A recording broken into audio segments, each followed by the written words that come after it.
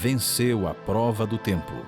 O livro de Deus, a Bíblia, ainda relevante neste mundo complexo. Está escrito Canadá, partilhando mensagens de esperança ao redor do mundo.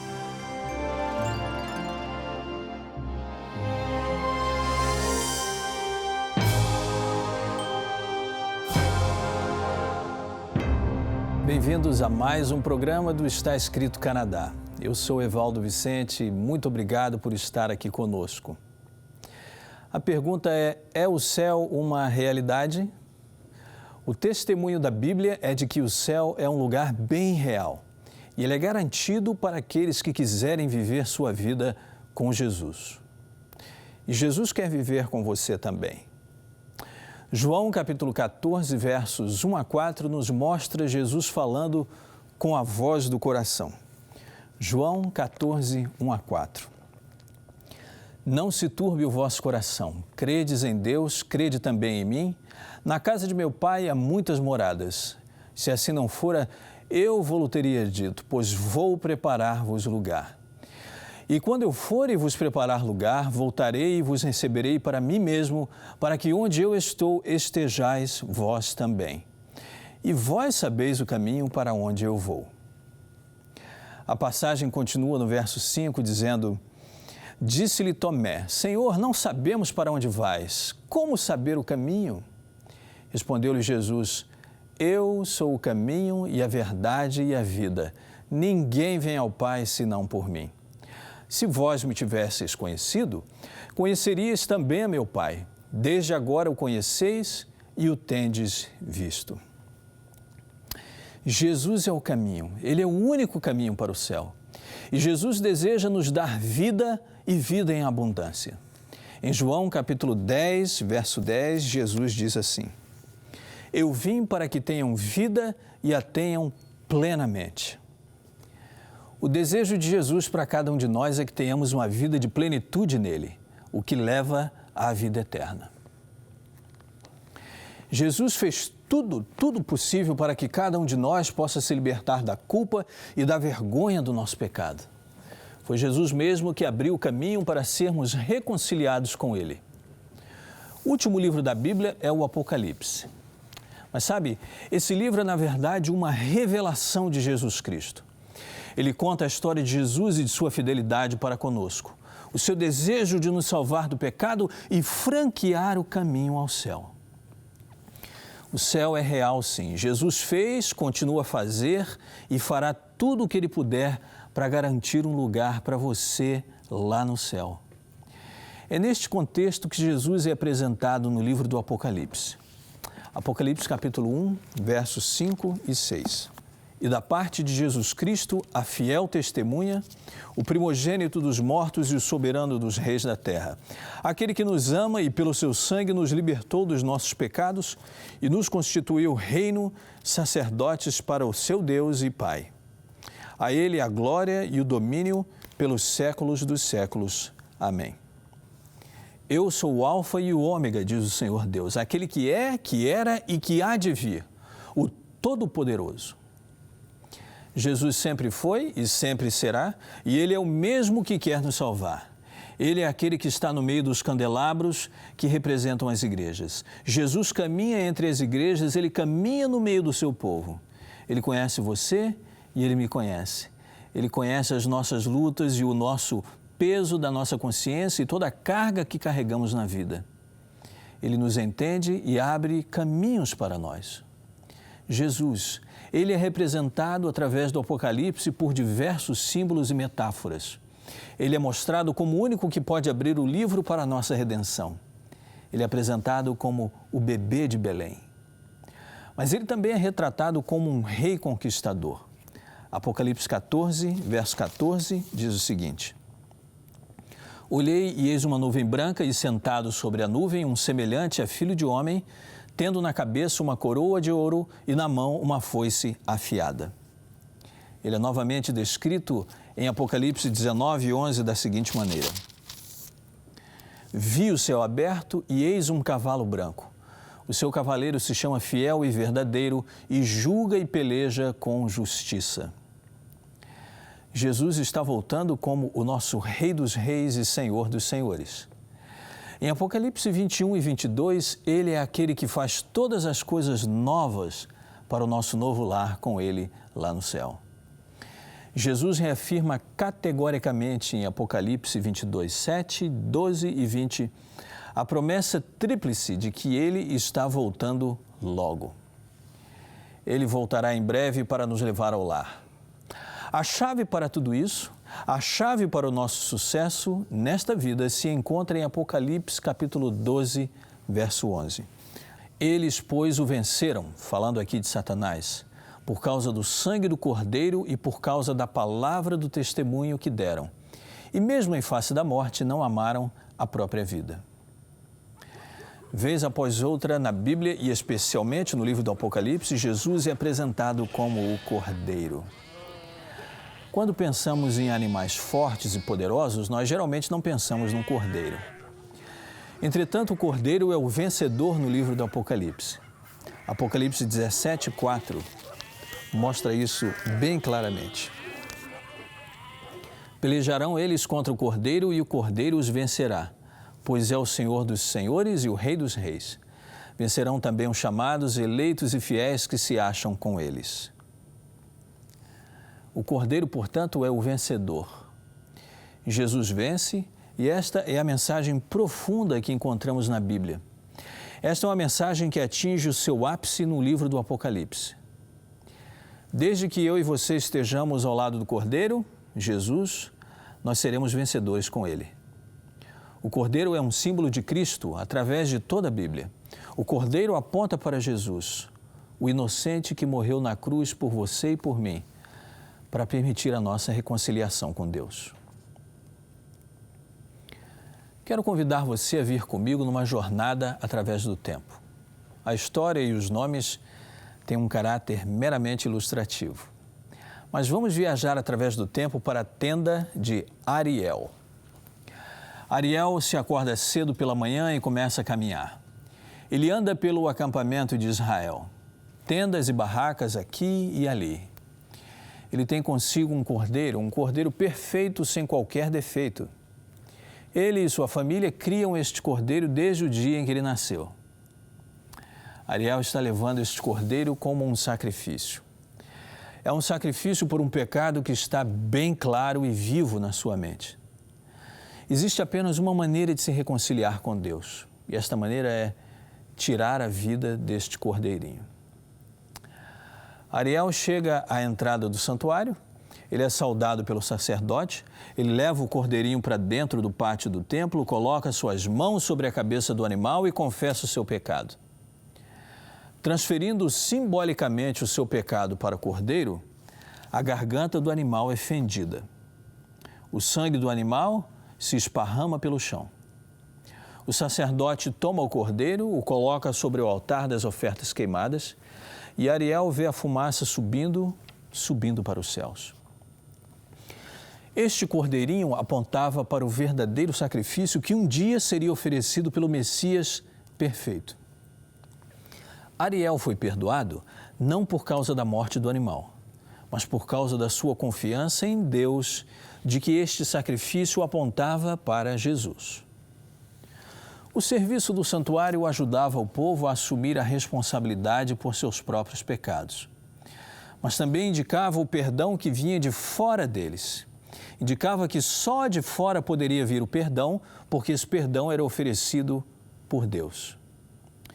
Eles precisavam da graça divina de Jesus para experimentar o perdão. O sacrifício do cordeiro era um ato de fé de que Jesus era o único que tira os pecados do mundo. João Batista testemunhou que Jesus era esse cordeiro, conforme nós lemos em João, capítulo 1, verso 29.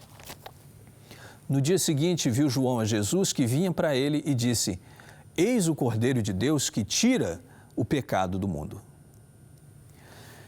Jesus era o cumprimento daquele símbolo do cordeiro sem defeito. Minha amiga e meu amigo, a Escritura é bem clara ao dizer em Romanos 6, 23, pois o salário do pecado é a morte, e também em Romanos 3, 23, a Bíblia diz: todos pecaram e carecem da glória de Deus. Nós precisamos desesperadamente de um Salvador. Sem Jesus estaremos fadados à morte, não somente a morte numa sepultura, mas a morte eterna. Separação definitiva e permanente de Deus. Os sacrifícios do Antigo Testamento apontavam para Jesus que estava por vir. A culpa do pecador era simbolicamente removida naquela cerimônia. Agora, hoje, eu e você, tudo o que precisamos é confessar os nossos pecados. Esses nossos pecados são colocados sobre Jesus e então nós somos perdoados.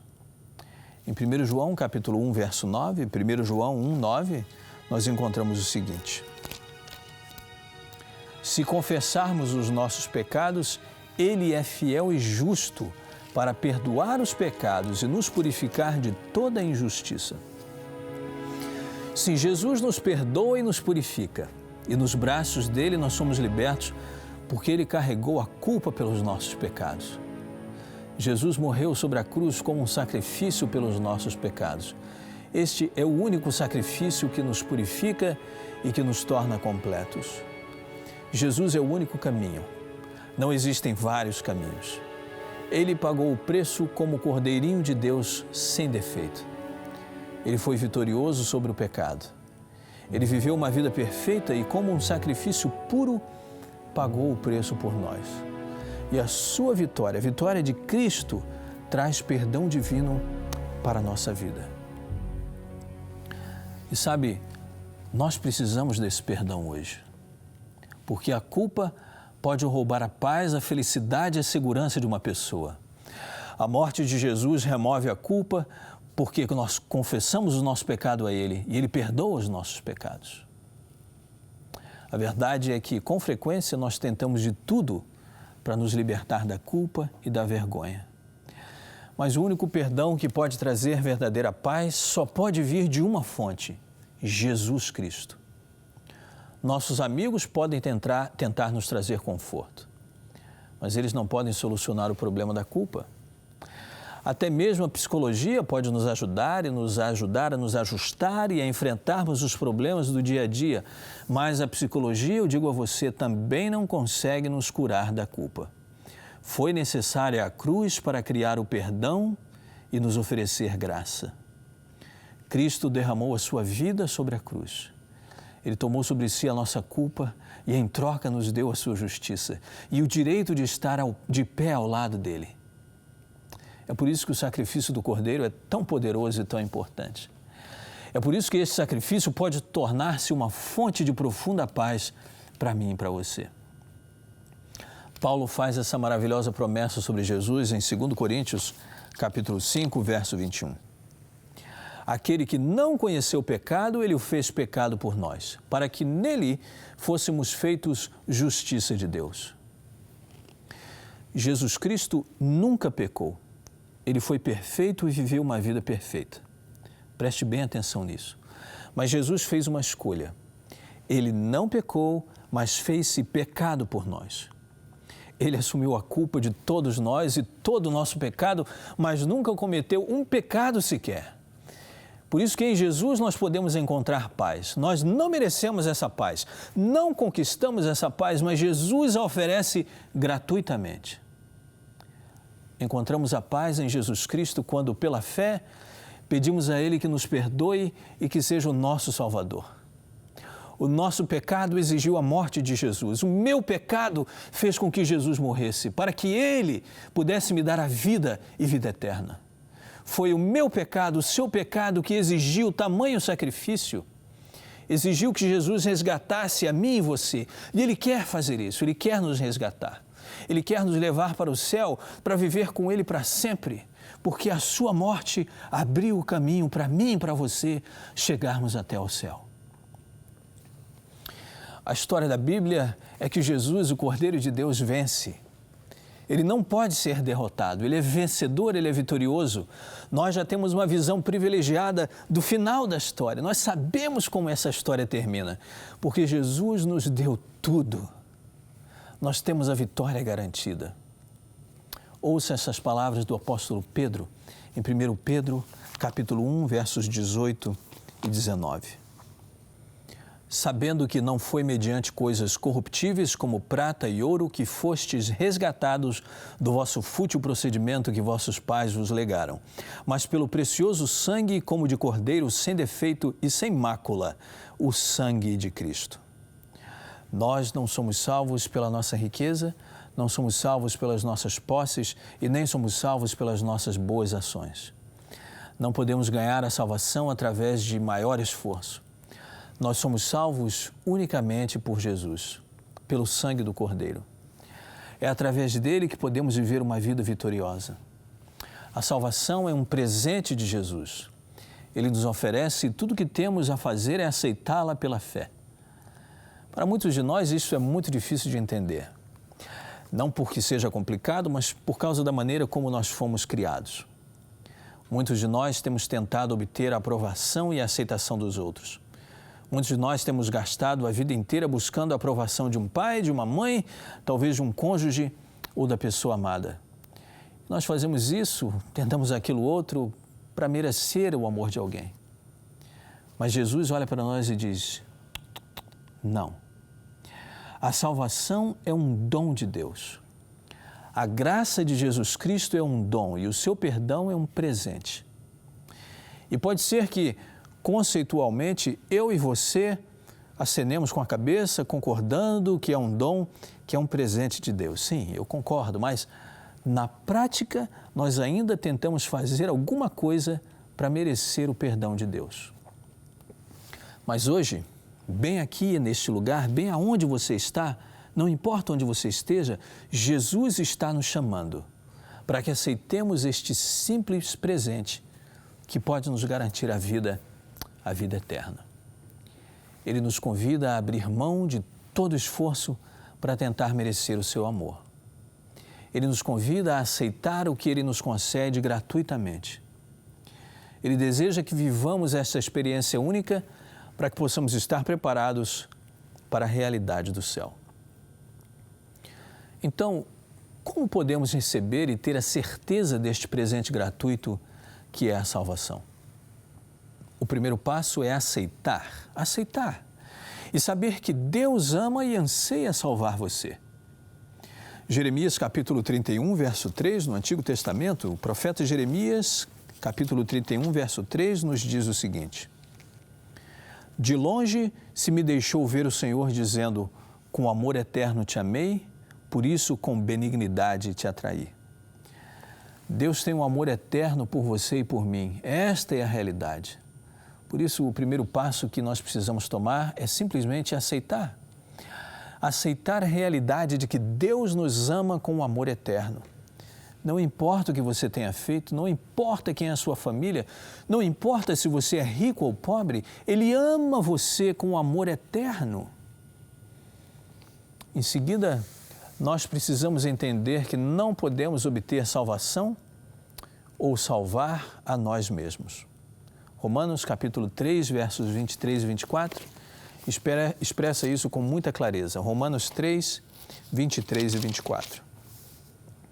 Porque todos pecaram e carecem da glória de Deus, sendo justificados gratuitamente por sua graça, mediante a redenção que há em Cristo Jesus.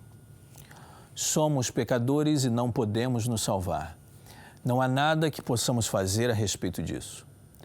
Nós somos justificados, salvos unicamente por Jesus Cristo.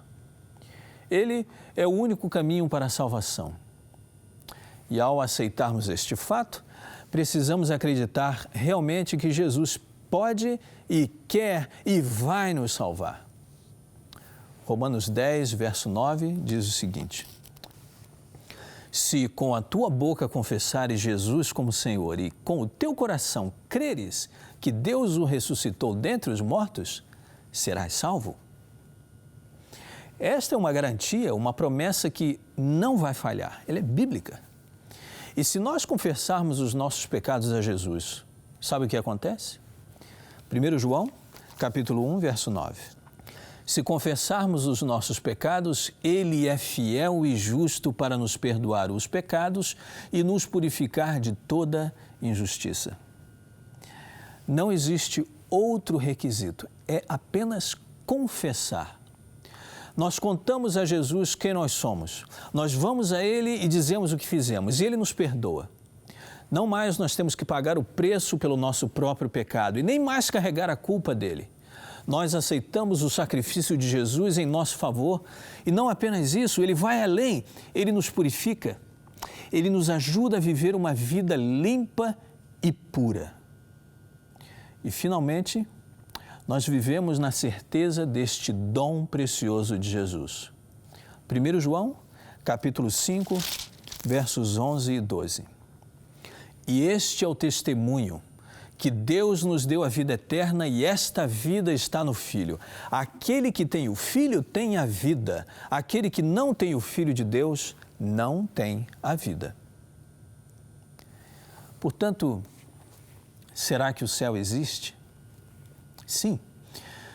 O céu existe, o céu é bem real e Jesus está voltando para nos levar com Ele para um lar de paz eterna.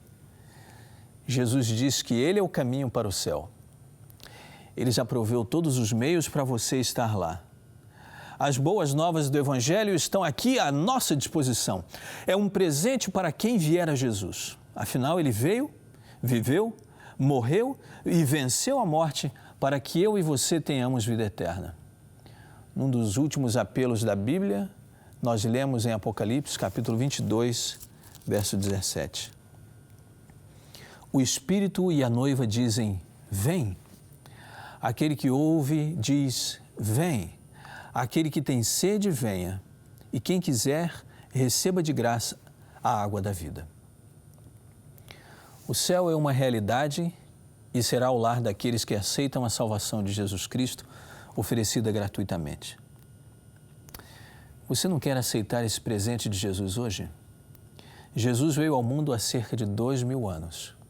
Ele é vida, Ele é paz em meio à tempestade.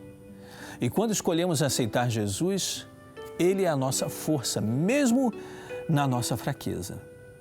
Quando o nosso mundo está se desmoronando ao nosso redor, Jesus nos renova e nos dá vida. Só Ele pode nos dar essa vida, só Jesus, só Jesus.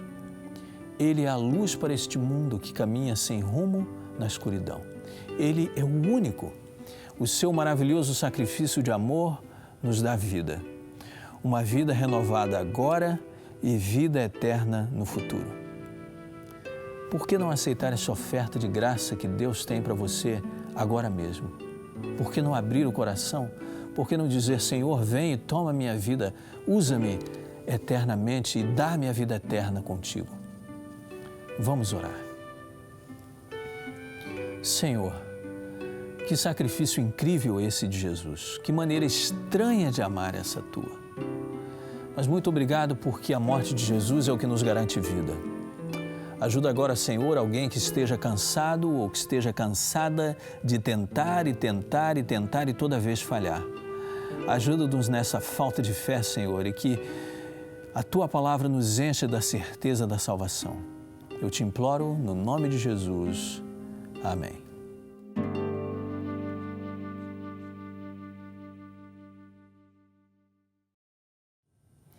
Bem, este foi o último programa da série É o Céu uma Realidade? E este programa está se encerrando aqui, mas este não é o nosso último encontro. Eu espero poder estar com você novamente no nosso próximo programa para estudarmos mais da Palavra de Deus, para conhecermos mais do plano de Deus para a nossa vida. De qualquer lugar do mundo, eu repito que você pode visitar o nosso website www.estaescrito.ca para rever os programas, baixar materiais. E se o Espírito Santo tocar no seu coração, você pode até mesmo fazer uma doação para ajudar o programa Está Escrito a se manter no ar. É através das orações dos nossos telespectadores e do apoio financeiro daqueles que decidem ser doadores que este programa se mantém no ar. E nós precisamos dessa ajuda. Mas, acima de tudo, eu desejo que você tenha um encontro cada vez mais pessoal com Jesus Cristo. Há muito a aprender na Palavra de Deus e espero poder encontrar com você em nosso próximo encontro.